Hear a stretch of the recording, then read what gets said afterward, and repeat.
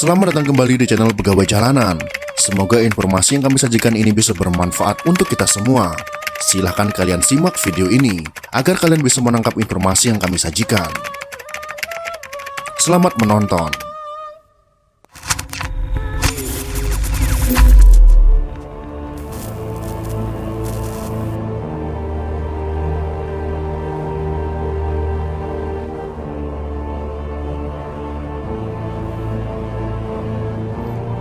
Hampir tiap orang pasti mengetahui kisah Baratayuda dan dapat menjawab pertanyaan bagaimanakah watak Kurawa. Dan dapat kita pastikan 100% akan menjawab jahat, buruk, jelek, liar dan sebagainya. Lalu, apakah itu berarti bahwa orang yang berwatak Kurawa itu penjahat? Apakah saat kita berlaku seperti Kurawa disebut jahat? Ada pendapat bahwa baik dan buruk itu adalah masalah moral. Tapi ada pendapat lain bahwa baik dan jahat tergantung pada tujuan dan maksud, serta hasil akhir yang terjadi. Mungkinkah pada diri Kurawa, walaupun hanya sedikit, terselip hal-hal yang baik? Kurawa adalah anak 100 bersaudara dari Prabu Destarata yang buta dengan Dewi Gandri. Mereka lahir di negeri Hastina, tepatnya di istana Hastinapura, dan merupakan saudara dari Pandawa. Dalam kisah pewayangan, tokoh Kurawa memiliki sifat buruk, jahat, dan tidak pantas untuk ditiru. Namun ternyata, di sisi lain Kurawa memiliki perilaku yang patut dicontoh. Berikut ini adalah 6 tokoh pewayangan Kurawa yang patut kita contoh. Duryudana. Duryudana adalah anak sulung dari Kurawa yang sangat bertanggung jawab terhadap adik-adiknya. Ia sudah harus berpikir dewasa pada saat usianya sebagai anak-anak. Ia harus tersadar bahwa ia memiliki adik berjumlah 99. Dan pada saat yang sama, ia juga tersadar bahwa ayahnya memiliki keterbatasan tidak mampu melihat. Sementara ibunya, yaitu Gendari, seolah tidak peduli pada kehadiran anak-anaknya. Gendari terlalu sibuk dengan rasa kecewa akan hidupnya, marah, dan benci atas takdir yang terjadi padanya.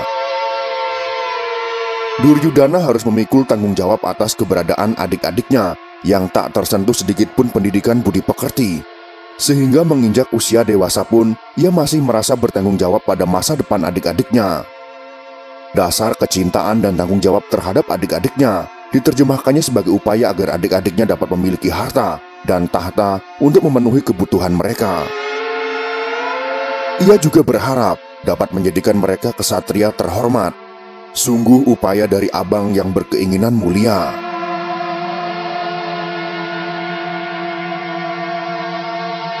Dursasana.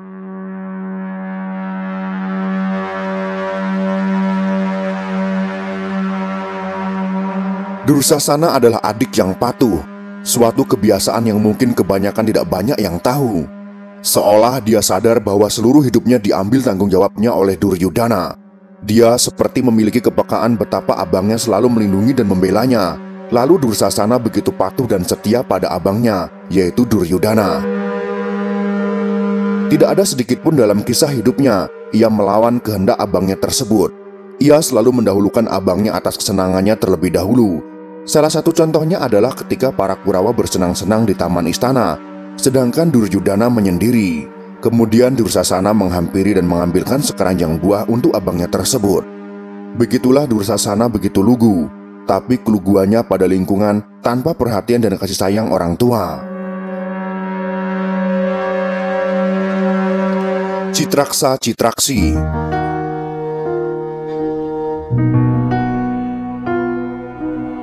Citraksa Citraksi adalah Kurawa yang paling sopan. Orang yang tidak tahu pastilah menganggap mereka kembar. Hampir tidak ada yang membedakan kecuali cara bicara. Citraksa berbicara dengan normal, sedangkan Citraksi berbicara tergagap-gagap. Ketika Resi Drona dijamu oleh Resi Bisma, adalah Citraksa dan Citraksi yang tidak mengenal Resi Drona, bakal muridnya yang menyambutnya. Citraksa dan Citraksi menghampiri Drona kemudian memberi hormat lalu menjabat tangan Drona dan mencium tangannya. Walaupun mereka tidak tahu, itu adalah bakal guru mereka. Mereka tetap santun dan bertutur. Hal itu merupakan suatu kesopanan yang dilakukan oleh anggota Kurawa. Kartamarma.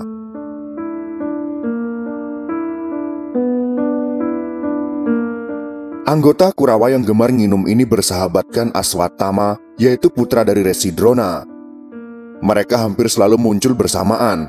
Di mana ada Kartamarma, pasti ada Aswatthama. Beberapa tahun setelah persahabatannya dengan Aswatthama, Kartamarma menjadi menantu di kerajaan kecil selatan Hastinapura, yaitu Kerajaan Banyu Tinilang. Tak berapa lama setelah itu, ia diminta menggantikan tahta mertuanya. Negeri yang walau kecil itu, kehidupan penduduknya cukup makmur. Kartamarma pun cukup dihormati dan hidup tentram di Banyu Tinilang.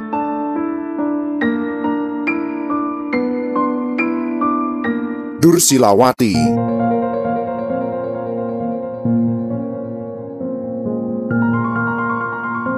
Dursilawati adalah satu-satunya perempuan dari 100 Kurawa, sementara saudaranya kesemuanya adalah laki-laki. Dursilawati merasa sendiri, tak ada teman sebaya perempuan. Sebagian besar saudaranya tidak menghiraukannya. Semasa kecil, ingin sekali Dursilawati menghabiskan waktu bersama sang ibu, yaitu Gendari. Tapi Gendari seolah-olah tidak menghiraukannya. Ia juga ingin mendekati ayahnya yang selalu menyendiri, namun ia merasa takut. Dursilawati menikah dengan Prabu Arya Tirtanata, yang lebih dikenal sebagai Jayadrata. Suatu ketika Dursilawati harus merelakan suaminya berangkat ke padang Kurusetra. Dalam peperangan, Jayadrata mati di tangan Bima. Beberapa bulan kemudian, berita kematiannya sampai di telinga Dursilawati di negeri Sindu. Ia adalah perempuan yang sangat tegar. Berita kematian suaminya tidak juga meluruhkan air matanya. Seakan air matanya telah berlalu kering terkuras dengan perlakuan orang tuanya saat kecil yang membuat hatinya membatu. Hatinya memang begitu luhur. Ia tidak mengajarkan dendam kepada anak-anaknya. Bahkan ia memprakarsai silaturahmi anak-anaknya dengan keluarga Pandawa. Yuyutsu.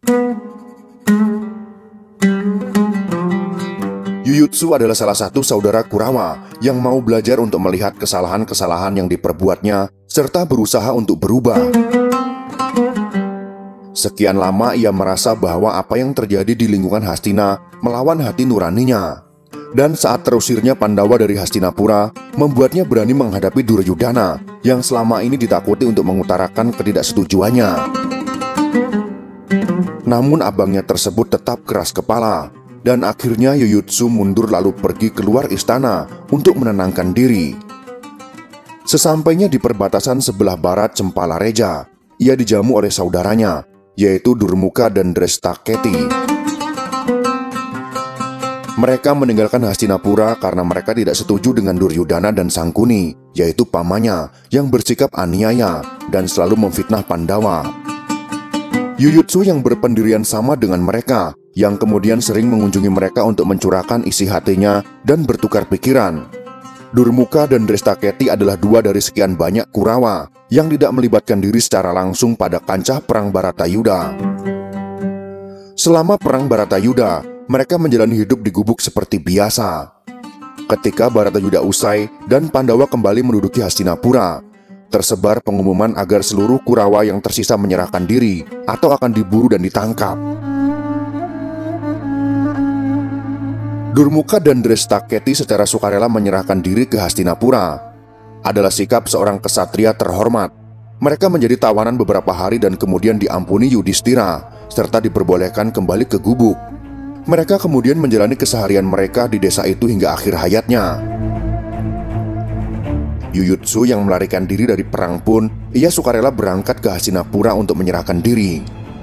Setibanya di depan gapura, ia berhenti sejenak untuk membaca daftar nama-nama Kurawa yang diperkirakan masih hidup dengan seksama. Namun namanya tidak tertera pada daftar. Ia dianggap mati. Dia pun memutuskan untuk kembali ke tempat tinggalnya di sebuah pegunungan terpencil. Di sana ia mendirikan padepokan silat sederhana, melatih penduduk di desa itu. Dia kemudian mengakhiri jalan hidupnya dengan bertapa di puncak gunung, hingga ia menghembuskan nafas terakhir dalam posisi yang masih duduk bersila dengan tangan bersedaku.